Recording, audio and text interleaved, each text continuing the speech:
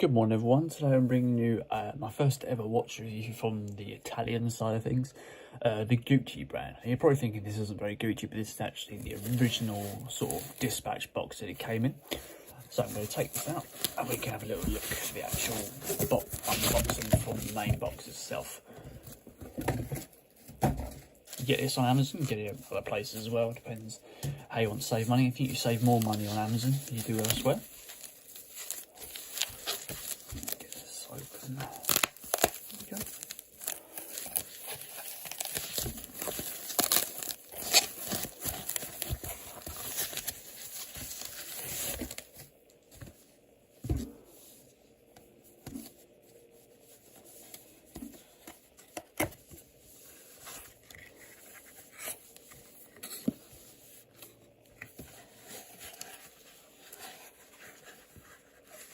She's stuck in there.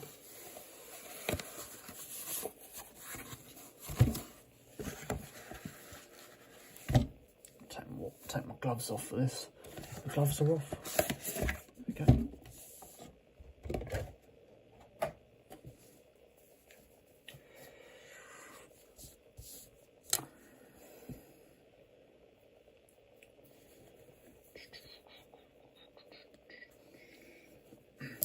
So initial look at the box.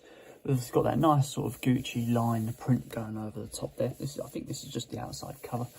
It's a simple black line finish to the box. It's got a nice weight to it. I think the box is actually made of ivory, or that material is a compound of that. So obviously a matching inside main box, as you can see here. Gucci is usually well presented and stuff like that, but it should be usually the price that you pay. Simple folding lid, appears to be. Again, it's a simple line finish. Does seem a little bit sort of cheap in terms of the fact you can see the seams on the outside. You shouldn't really be able to see it, but no matter. Full sort of foam interior, nice white effect on the cushion there, nice soft give to it. And obviously this is the main event, the actual watch. Sitting on a nice soft plump cushion with obviously your manuals inside, what matching the white and black theme that Gucci offers.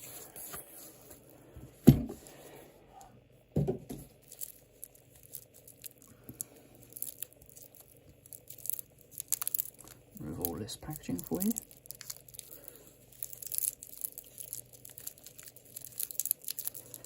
You'd think after all the reviews I've done I'd master this, but I just haven't. Yeah. Usually I resort to brute force. So here we go guys, this is the Gucci Dive 45mm. So obviously a 45mm case diameter with a 12mm case thickness, so it's not a really thick watch relative to sort of how big it is. I bought this for around about £850 on Amazon. Probably weighs just over, it's probably around about 250 grams. It's quite a hefty watch, not for like a small wrist really, unless you've got a lot of strength. And operates on a full ticking quartz movement, as you can see from this hand here. So let's move on to the dial. So the dial is like a matte grey sort of style dial with fully luminous increments and fully luminous hands with a little arrowhead finish on the end there. Nice green second hand as well, just add a little bit of contrast to match that bezel on the outside of the casing. Full stainless steel sort of snake print on the inside of there. It just swoops around the triple view of the date, and obviously that Gucci logo at the top there, the GG logo.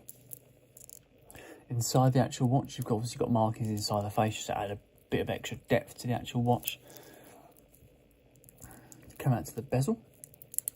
Got a nice, well-defined clicking movement there, as you should. Unidirectional, of course. It doesn't need a sort of a lot of effort to push that, and it's got quite a reflective sort of style to it. So there's no cover on it, but it's very shiny sort of finish. It's quite dark in terms of those colours on there. It's quite reflective. Let's turn that light off and see what happens if we turn that off. Yes, there's a mirror effect on that bezel there. So it's not so much a white effect, it's just a mirror on the edge there. So, the watch by default comes with a 200-metre water resistance, and there's a full sapphire glass going across the top there. And you can see that snake in a better view now with the light off. High reflective watch. So coming around to the casing, full casing, obviously in stainless steel with that lined finish. I think it's 316, but don't quote me on that. Full lined effect with the view of the screws on the side there. Nice effect, nice unique touch. Don't often see that with watches. Coming out to the crown. Got a nice well-defined clip to the crown there. And it's a single direction date dial, as you can see from the turning there. I have tried to turn it back. It does obviously go back to set the day back to the nearest day, but it doesn't go back in terms of back in days.